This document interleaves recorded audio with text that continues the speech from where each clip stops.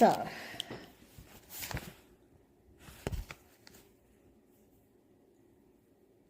I always am amazed at how, when we're studying Emmet, whatever we open the book to seems to fit in to what we're discussing. So today, the topic, it starts off, what to do when rebuke isn't appropriate. So we've been talking about when to rebuke, and we were saying that really, only rebuke someone who's going to listen. And there's hundreds of years ago, there were rabbis who said, we live in a generation where no one knows how to give rebuke and no one knows how to accept rebuke. And more people can't take feedback. You can say the slightest thing, people get offended and they get upset. We're not in a world where people take feedback. And even kids, they've all got to win prizes. You can't tell them they need to improve. You've got to tell them what they're doing is just amazing. So the whole idea is that, to really know that it's often better not to rebuke, but to try acceptance. Many Emmet members have experienced a fascinating paradox. After giving an example of great frustration with a child or adult, they reach a certain degree of relief and accept the fact that the person may not change in the near future. Then they return home and find to their great surprise that that individual is no longer so negative. It seems that when the member stops being so resistant and upset about the behavior, the other person often stops acting that way because he no longer feels the same power over the Emmet member. So often people are oppositional, even if they don't want to be. When people tell you what to do, you sort of fight for your autonomy. No one's going to tell you. And our family members are like that. When we tell them what to do, they'll often, I won't say dafka, we depersonalize, we don't dafka, but they won't do it in the same way that if you let it go, often people rise up. Most of this reaction is not at the conscious level, but it proves that people are sensitive to our emotional states, even though we may not say anything directly. What she's saying is, let's say you're very critical of someone in your family she's talking about. Even if you don't put it into words and you go, look, I'm really accepting, that person knows on some level that you really are critical. And then people generally don't flourish. And the idea is what she's talking about here is when you accept that maybe that person isn't going to change and maybe they're not going to do it the way that you want, often, and you don't do it for that, but often then they will actually change. It's a really interesting thing that people flourish when they feel positive regard. So just to be aware of that, of not always being so critical and sometimes accepting. So obviously we don't accept everything, but often we're critical about things that you could actually let go of, and we have to weigh that up. So sometimes you want to hold on to who leaves the laundry in the corner. You're going to every day nag about moving that laundry, or one day you actually go, does it really matter if it's there or there? Okay, I'll adjust. I'll get used to it being in a different spot. And there are things about letting go of things and not rebuking people all the time or telling them off, and when it's actually better just to accept it. But as I say, what often happens is when people feel accepted, they respond back. So if they feel you pleased with them, then they want to please you back. I call it the law of reflection. And again, there's no guarantee, but it often just works that way. This isn't really related to this exactly, but I once heard this from a rabbi many, many years ago when it became a thing. It's very common now, but it became a thing where the frum world was very small. And if you had somebody, so this rabbi sort of became an expert in what happens if your child isn't following what you want them to follow anymore. So I was listening to was a cassette tape, I remember once, one of his tapes, and he said that this woman came to him and said, look, I've got this child and he's really a problem child, and I don't know why he's not thriving, because really I accept him and I'm very, we're very loving to him, and even though he's got all these difficulties, we make sure that on Motzei Shabbos we invite friends over, and even though he can be very naughty, we do this. And she gives us a whole lot of things, of all the things that prove how loving she is, and yet he still behaves in this way. And why has he still got such low self-esteem? And this rabbi said, well, just listen to how you're talking and you'll hear. And she said, why? I'm just saying that even though he's got all these issues, we do this, this, and this. He said, yes, you keep talking about yourself and what you do and how great you are, but he's a failure. You need to change how you see him. As long as you keep saying, look, you've got a problem, but we're here for you, he knows you see him in that particular way. He won't shift from that because he's been labeled in that way.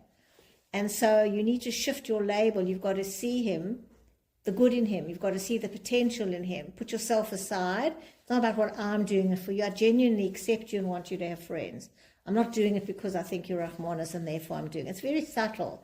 But often we do that. We say, look, I really accept that member, even though they've got all these issues. I don't know if you can hear it in what I'm saying, but the person feels it.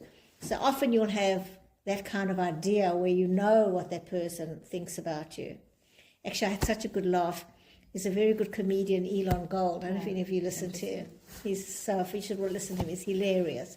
And he's actually a very clean comedian, and he does a lot of Israel jokes. So he's an American, but he has really funny stories. Like one of my favorites, he says, why do Israelis repeat everything? They go, come, bo, bo, bo, bo. They don't say it one. And in 2 languages, come, bo, bo, bo, bo. He's like that, very funny. So recently I'm watching one of his, and he says, he's making a movie, actually. He's acting in this movie, and he tells you about he's in this movie, and he was in Israel for a month. And he says, I got laid while I was in Israel. And then he looks and says, by my wife of 30 years. He says, I want to tell you, when I have single friends and they tell me I got laid, I say, what's the big deal? To be laid by your wife, who for 30 years has been rolling her eyes at you, is really something. And then he acts it off. He says, you do this, and she's going, and it's hysterical. And it's about 5 minutes. And he says, and we still got it together, But that idea that, you roll your eyes and you're irritated by someone, they know that you're irritated. You don't have to put it in words, but there you are going again, leaving the copper, whatever we feel. So it was just such a classic moment. It's no big deal if you don't know each other. It's fun, it's easy. But when you've been living with that disapproval for 30 years, amazing. So just be aware of what you're really thinking about that person and see if you can just accept them and free it up and let go of it, because they will feel it even if you don't put it into words. Avoid domination masquerading as helpfulness. And she has a whole thing in her other book as well. She calls it being a controlaholic. So she doesn't call it here now, but she actually says that. And she talks a lot about mothers who it's a masquerade. I'm so helpful, but really you're dominating. So that's what she's talking about here. Now it does say that all Jews are responsible for one another, and we should do our utmost to help each other improve. However, there's sometimes a thin line between healthy caring and excessive domination. The latter can be seen in the following. I'm going to drag my neighbor to an Emet meeting. Actually, this is something I remember when we first moved here. Somebody was saying that he was explaining, when I first moved here, you have fellow South Africans who've been here a while, and they give you tips. Like one of the first tips I learned was, we're going to a JCA function. There won't be much food. It's supper. It's not dinner, right? So you think it's supper, there won't be food. That was an example. So this guy said to me, he was actually working at NRMA at the time, and he said he was quite a senior guy, but one of his senior managers called him, and they said, look, you're really upsetting your team. And he said, why? And they said, because you're so controlling. And he said, what do you mean? He says he'd walk in and he'd say to his team, you must run the marathon next week as a South African, right? You've got to come. He's not really telling them what to do. Pass the salt, that's how we talk. So he said he actually had to learn it. But often, so yes, we have to be aware if we come across that way. But often we genuinely are going, I'm going to drag you whether you like it or not. Every time I visited my neighbor, I told her that she should stop eating sugar and caffeine, and then she wouldn't have such a nervous stomach. I don't understand why she doesn't invite me anymore. My advice is so sound. Those kind of people that are always, I've got one friend like that, always telling me what to do. Eat like this, cut your shaitel like that, do this, and just being friendly. But after a while, it just gets a bit much. You know who it is. I know, she once said the cake. The cake, instructions on how to cut a cake. Did you know the instructions? So we're all about to cut the cake. I think you were there. And we're all about to cut the cake. And she, stop. That's not how you cut the cake. You first cut another circle, and then from that circle, You cut because then you. Too big, make a mess of the cake. No, I think it gives you more. But once when we were living in Dover Heights, she sent off, she's delivered a cake for Shabbos with instructions Yeah, on how to cut it. Yeah. So look, I took it in the spirit I mean, but often it's being helpful, but it's a bit dominating. And stop, don't cut the cake. He was saying, do you know how many cakes I've cut in my life? And we're all okay. We'll think about it. Yeah, so You you know, know, there's someone who does that, but it's also it's all neat, so it does make it neater. But you can cut it however you want, but you can't tell somebody else how to cut it. but when you're with someone who continually tells you how to do things, it looks like it's being helpful, but they're really dominating you. They're not letting you be yourself. Pack like this, do it like this. I'm just trying to help. I just want you to know a better way. Well, however you're doing it, I have a better way. So that's what she's saying here. Often you're trying to be helpful, but you really try to control people.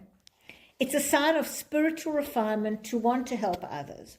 However, domination is a sign of arrogance and insensitivity. Domination often masquerades as advice giving, nagging, criticism, and overprotectiveness. The difference between love and domination is that love urges others to fully develop and explore their potential according to their own temperament and talents. And it's rooted in trust and respect. On the other hand, domination conveys the message, I have no faith in your ability to cope adequately, therefore I will have to take control. Domination and overprotectiveness are forms of rejection. They cause others to lose faith in their ability to cope or to withdraw in angry self-defense. So it's like if you had someone who kept telling her children, I do better than you, so I'm going to do it.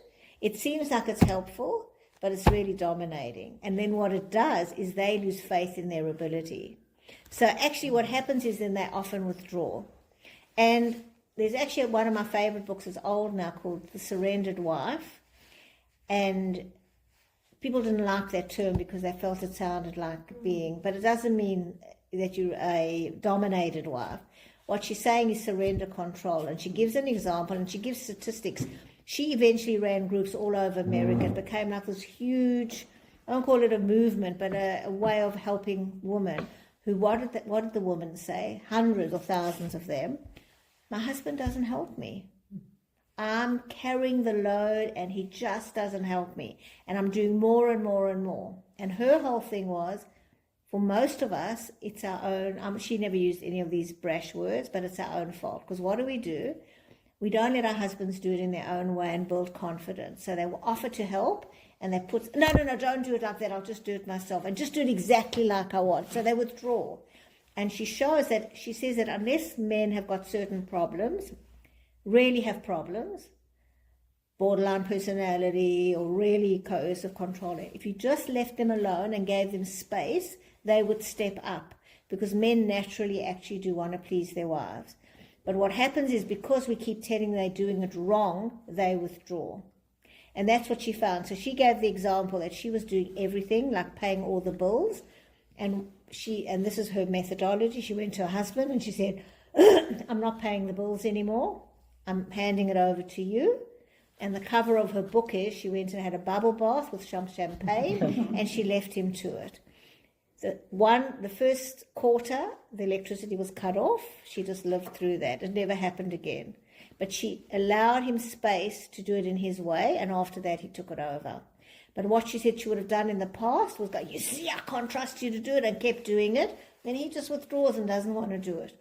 And you see it very often. I've told many new parents the same thing. When you have the new mother who leaves a list this long to her husband, who's the CEO of the biggest bank in Sydney, and she leaves him a list of how to, to make coffee, eat for the baby, and what to mix the baby and whatever.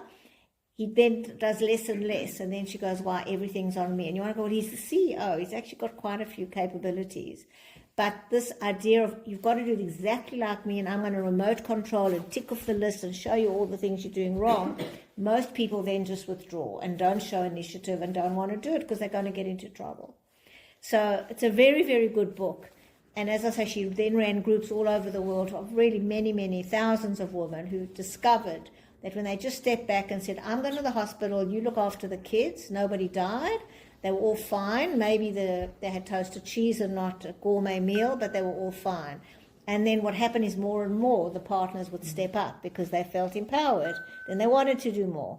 So we do this a lot. We take over because we think we can do better, or we cause people to lose faith, and then it becomes a sort of circle where they do less and then we take on more, and then we resent them and then we get angry, and then they do less and then we take on more, and so it goes. Renee, one thing, we've all been married for a long time. We didn't get these books for engagement presents. I should have, rather than the Goodwill cookbook, I should have got that one. Gazzini. That was a good point. It's cooking or whatever. It was like lovely recipe books, but anyway, that would be more useful. What do we do now? You can do it right there. Stuck in the road. Give one job, and honestly, you can still do it 100%. When you ask 3 times, please. No, don't ask. No, you don't. No, so you don't do that. Well, what you do, you state what the job is. I'm not moving trestle tables anymore. I'm going to have a bubble bath. So you say what you're not doing. I expect you to remove the trestle tables from now on. You don't have to say for sure, but that's not going to be my job. And then you go and you don't mention it again. Even if it's still there. No, her electricity was cut off once. That's the point. You've got to tolerate the beginning. The beginning is always hard. That's what she says. Her electricity was cut off once. She never said a word. Never happened again. So she says you just tell them once if they're normal. So she's saying if they're psychotic, I would like to think that all her husbands fall in the normal range. She's talking about, hallucinating, schizophrenic. That's what she means by not normal. So you decide what the thing is, and you state it very clearly. You are going to be paying the bills, or you're going to be moving the trestle tables, and that's it. You might trip over the trestle tables for a few weeks, but she says, and she's proven it, that sooner or later he will do it. And then once he starts doing it, he'll do it more. So you've got to just tolerate that change. The change is always the hard thing. And are we supposed to just say thank you? If No. he ever does the dishwasher, and then he tells me 3 times, I did the dishwasher, and I'm supposed to say thank you for doing the dishwasher when it's not only my dishes in the dishwasher. It's like, was there a day would say thank you. You missed the share on Wednesday where Renee says when the man cooks, he's got a big thing that says chef, and he's got the whole thing on, and then he makes 1 thing out of 10, and how did that taste? How was that? And but it's true, we don't walk around with chef and... Yeah. I would say that in the beginning, if you're trying to change behavior, it's worth saying thank you, but it's a strategic thing because you want to positively reinforce, but you can move towards not. Or you can move towards you both say thank you. Because it's not just my job. I shouldn't be thanking him for doing our dishwasher. He doesn't thank me for doing our, washing or something. It's not like I come home every day and he says, gee, the house is so tidy, thank you. It's like just assume. Yeah. So if he does one thing, I must fall on the floor. No, I'm not saying that. No, but the thing is, when you're wanting to change behaviour, we talk about families as being an energy system, and when you try and change an energy system, there's a huge, kind of the word is entropy, or I'm making that up, there's other words, that pulls you back. So other scientists can remind me, there actually is a term. So when you try and change a system, there's this huge pull to go back to what it was like before. So there's, in that change, you do whatever you can to help it along that way. But once it's in the new pattern, you don't have to, it doesn't take as much energy to keep it in the new pattern. Yeah. So initial change is always difficult. And so by saying thank you and reinforcing that behavior, you're assisting yourself to get what you want. So look at it as a strategic, you're doing it that way. Because we undermine ourselves by not doing that. You want to do whatever you can. But once it's running smoothly and he's taking the trestle tables every time, you probably don't have to do it anymore. It's just to change the behaviour you have to do. Yeah. But it is a nice thing in general. It's a hard thing for me. Your husband's amazing. Yeah, it's what's interesting is when you read these books, I mean, when I read that book, you just don't feel alone. You realise all women are feeling this, and how, why it was really interesting is it was in the 80s and more women were working, and still the stats were still doing 80% of the chores. But it's an interesting thing that very often we're part of that problem. We would hate to admit it because we keep telling our husbands they're not doing it quick enough or on our time schedule or exactly right, and so they give up. I think the younger generation, I mean, you've got They do it. sons, I know, it's it's very different. different. It's Yeah, so no, they different. share. They say They are just so share. hands-on, Yeah. so It's more involved. shared. Because the beyond women shared. make them. working. Exactly. But even it's just a whole different expectation. I mean, if you say to Expectation. if you say to a father, "Oh, so you babysat," they'll look at you and say, "No, we're parenting." Yeah. Yeah, No, that's very good. It is good. much better. So we've paved the way somewhere in our years of change. I don't think so. I think they're just cleverer than us. I think, though, that in general, it doesn't only have to be with our husbands, with our children or whoever, we actually have to be aware of how we are feeding this. We're not the cause of it, but we can keep reinforcing a behavior that we don't want. And so we need to think of these different ways where either we are taking on too much responsibility and therefore they are backing away and only too happy for us to do it. Or, as I was saying earlier, we're not really accepting them and we're giving them a message they can't really do it, so they don't want to do it. So sometimes we can just change our behavior and we can actually get the result we want. We have that, once we work it out, that we might be contributing to the problem. And that takes a lot of honesty, because we like to think there's the problem, and if only they would listen. But very often we're in this dynamic where we are part of the problem. Before you tell someone, "Let me do that for you," see if your help is really needed or wanted. Remember, the more control a person has over her own life, the more confident and secure she will feel. If you take control where it's not wanted, you increase the other person's sense of self-doubt. You might think you're doing someone a favor in telling her how to dress, eat, or make money. You may have excellent advice about how this one should quit their job or stay put, or how that one should treat their children. But if you see that your well-meaning help is creating resistance, hold yourself back unless you want to risk losing the friendship. What you may think of as constructive criticism may be viewed by others as one-upmanship and may be causing resentment. And even we have this problem with psychology today, or counselors, where a lot of people think that the counselor should give them advice. And sometimes I have new patients who put pressure. So what do you think I should do? Meet someone once. One session, they're halfway through and they go, "Well, I've come to you for advice. I know nothing about them."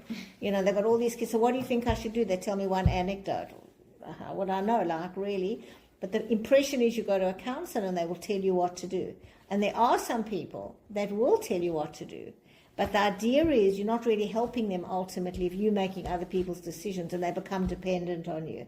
There's a bit of a Woody Allen thing in the old days when Woody Allen's movies made, in New York it was, going to therapy. But they used to go to analysts like 7 times a week. And he would never do anything without calling his analyst. But that's not really what you want to aim for. You want to enable people to do it their way and to feel confident that it's okay. Even children, who must be respectful of our wishes, should not be overprotective because it produces anxiety and stifles initiative. Many immature adults were psychologically crippled by parents who never taught them how to cope with frustration or function with discomfort. Teach your children to do what they can by themselves so that they will not be afraid of independence. Teach them to master basic life skills and do not catastrophize every mistake they make so that they will develop self-trust and self-leadership. So I remember years ago, actually I haven't done a lot of this work for a while, but I'd have parents of 7-year-old kids who'd be cutting up their food and feeding them so there was less mess, or they couldn't cut their food. And it's not good. You want a 7-year-old to find a way of eating that, even if they eat with their fingers, or to cut big pieces, or to do something, but it's a bit inappropriate for a 7-year-old to have the parents cutting up food and feeding them. And it's just a very good metaphor for this idea that I can do it better for you, or we'll save the mess. It doesn't develop self-mastery. So just to be aware, the more we can accept others, encourage them, believe in them, trust in them, they will thrive. And very often, you were talking about wisdom, I love that expression of the wise woman, is if you can see the potential in someone, even if it's not actualized, and you believe in them, that's almost the greatest gift you can give them, and tolerate the time it takes for them to get there. So believing in someone means that sometimes it takes a while, but you know they're going to get there.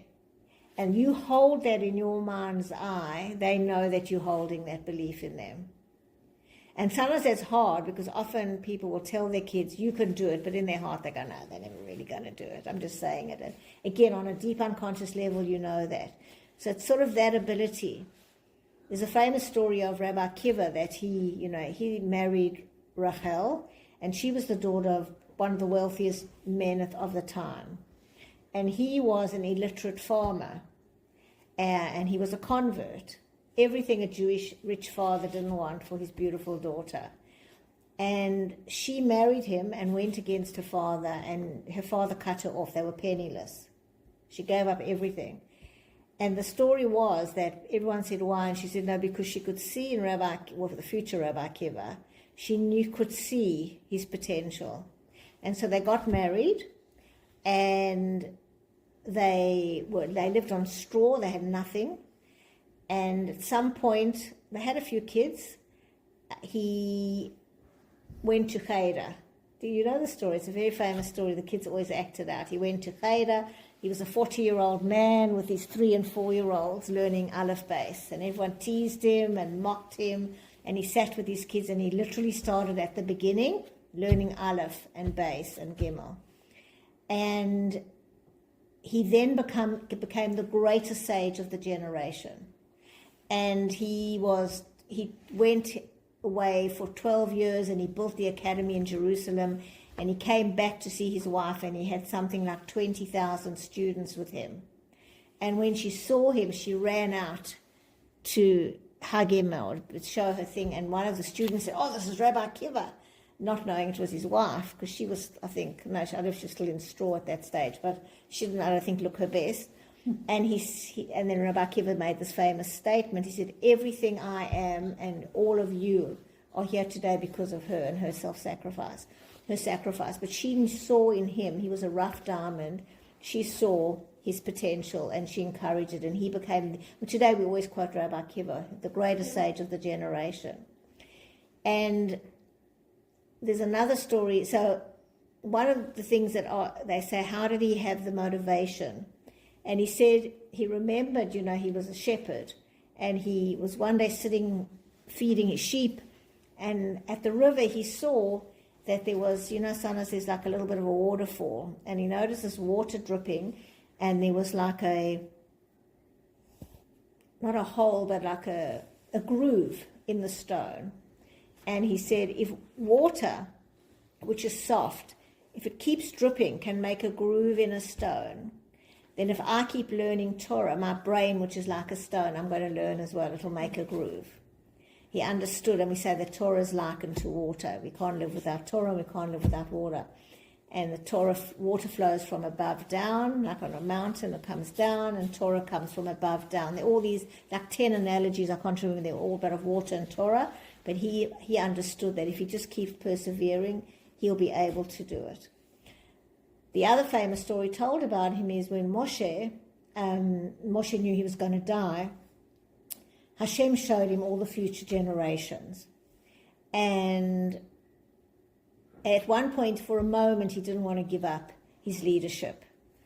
And then Hashem showed him different generations, showed him what Joshua was going to do, and then he showed him Rabbi Akiva. And what Rabbi Akiva did, so Moshe brought down the Torah, but Rabbi Akiva, and I don't really understand it, but if you actually look in the Torah for laning, on every note there's a trop, but there's also sort of little markings. I don't know what they are, little markings. And he said, Hashem showed him there will be a Rabbi Akiva who will be able to interpret the Torah and produce these extra markings. He was on an incredibly high level, but he started off as literally a primitive, illiterate shepherd. But Rachel saw his potential. And that's the idea, and she's seen as a major role model for all of us, the ability to see the potential in people and to do what we have to do to bring out their greatness. And in fact, that's one of the greatnesses of women. There's such a word as greatnesses, but one of our greatness is that we're able to do that. And there's a beautiful expression Rabbi Ginsburg says, we talk about Mother Earth. If you ever think about it, we don't talk about Father Earth, we talk about Mother Earth. Because you can put a seed into Mother Earth, and we don't actually know how it works, really. But you can put a seed that you can't even see what it is, but it will grow into an oak, or it will grow into a pansy, or it will grow into an apple. When you actually see the seed, you don't really know. We don't actually know what unlocks that mechanism. We know it destroys and then it grows. But Mother Earth has that ability to take that seed. And that's what a mother has the ability. Just like we take sperm and an ovum and we make a baby, we have that potential. We can do that with grown people around us as well, to see that seed and to nurture it in a way that it becomes the oak that it's meant to be. That's such a good analogy for the kids with learning difficulties, because they usually have such low self-esteem because they're intelligent kids and they think they're dumb because they can't read. But when you show them that they can, you know, and that they are intelligent. So when I do testing, for example, and they can you help them with questions so they can answer the comprehension questions, and they really answer them well. And I always tell them, do you see how smart you are? It doesn't mean because reading is hard that you're not smart. The way that you're answering the questions shows how smart you are, and you can actually see their bodies, you know, like take it all in. That's right, that's right. You're planting that seed of self-confidence and showing them that they're smart. And they really are. Yeah. And that's it, you believe it and they know you believe it. Yeah, correct. Yeah. Exactly. Yeah. Yeah. And it can be very hard to do, especially when it's your own family. I think it can sometimes be very hard because we have all our own expectations of our kids and our husbands and our family. We want them to be a particular way, and that's where humility comes in, giving our way to what Hashem wants for us. We want them to be the doctor or the lawyer or whatever, and then we're not given that child. And we have to work on ourselves to let go of those expectations. And we want them to be an oak, but they're really going to be an apple tree. And we have to accept that, you know, the seed we've been given is not the oak seed. But really in a loving way, not all right, I'll accept the apple. It's a genuine, my job is to nurture that seed. This is the seed God gave me, and I need to nurture it and let go of my preconceptions of how the world should run. That's what making God's will my will is. We want this, but Hashem gives us that. And to truly love and appreciate who that person is a very, very big gift for them and for us, because we let go of our preconceptions of what life should be. Avoid excessive responsibility. A more subtle form of domination is called excessive responsibility. You know you've overstepped the boundary between healthy involvement and excessive responsibility when you feel guilty for your inability to make people happy all the time or to solve their problems for them. Let's read some examples. The evening before a party, my daughter asked me to stay up half the night to finish the dress she was making. I debated whether or not to do it. Finally, I had the courage to say no. It would have been excessive responsibility to do so, since she never gave me any advance notice. In the past, I would have done anything to keep her from experiencing failure or frustration. Perhaps this is why she learned to procrastinate. So that can be very hard. It's like for parents to finish projects for their kids and those kind of things. One of the sources for domination and excessive responsibility is unrealistic high standards. When your standards are realistic, you instill enthusiasm and self-respect in others. But when they are too high, the opposite occurs. People lose their motivation to excel because they keep experiencing frustration and failure. When necessary, lower your standards for yourself and others if it will help your performance rise and lessen your anxiety. And this is where I was saying earlier, to really realize how we contribute to issues or what we're actually bringing. Because sometimes we think we are so justified and what we're thinking is so normal, but it actually is an unrealistic expectation of the other person. So we want something, we want that other person to be a particular way, but they actually can't be that way for whatever reason. This isn't exactly the same, but I'll never forget many years ago, I was seeing a couple, a very wealthy couple, and I always remember it because I'll never forget this husband just put his hands, they came for a session, he put his head in his hands and he said, I'm really, really sorry. And I'm talking about 20 years ago. He said, I'm just never going to be able to buy you a $15 million house. $7 million is my limit. And, you know, I just remember thinking, and she was adamant she wanted a $15 million house, which probably today would be like a $40 million house. But the pressure it was putting on him, you know, he was a highly successful guy, but I still remember him just like going into this fetal position and going, I'm just not capable and I just can't do it. But I just think it's a good illustration that often we've got whatever success means, we've got a competent, lovely person with us, but we go, just not enough. Just not enough. And it's not only about money, it's just whatever it is. You're just not quite good enough. And we wear that off on other people. And so real acceptance of Hashem's will, as I say, is to really accept the people in our lives and to look for the gems in them, to really see who they are. Because when a person feels seen, they thrive. When they feel they're always just off the mark, you never really thrive. You know that you're just never measuring up. Even if it's ridiculous, and you might think, well, that's ridiculous, I could never be that.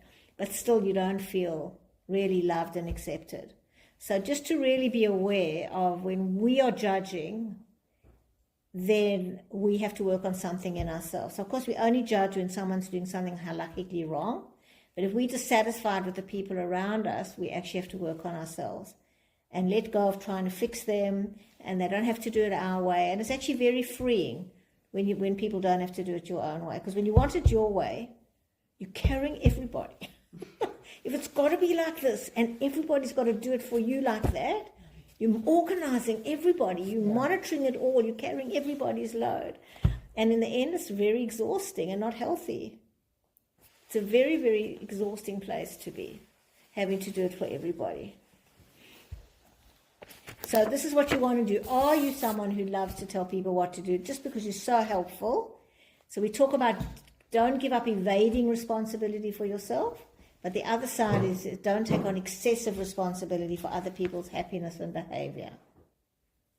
And one of the things that it's interesting as one gets older, and like for me, there's different people that I deal with. So when you're dealing with young parents with young kids, it's a whole different thing. But I deal now with a lot of older parents with older kids.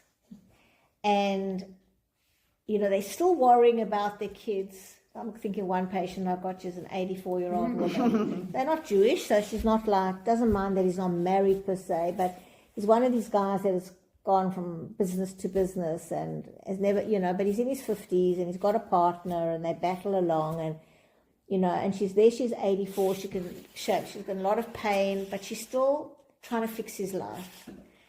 I don't know if he's happy or not. She's never told me he's actually terribly unhappy, but she's making it her issue of still trying to fix it in some way. So when you have adult kids, there comes a point of just trusting that just like you work through your problems, they will work through. It's not like he's on the street. As I say, he has a partner, he has kids, he's bumbling along, he's probably okay. But she's lying awake at night worrying about him. And we do that with our adult kids. And the ability to let go and just trust Hashem and just trust that they'll find their own way, and to just look for the ways that you can value them and let them do it their way. That's an incredibly powerful thing. It's not easy, but it's really the most powerful thing. And it may not be your way, and you may not have chosen it. And even if you don't like some of it, but you accept it because it's their way, that's really important. So we'll leave it there. And yeah.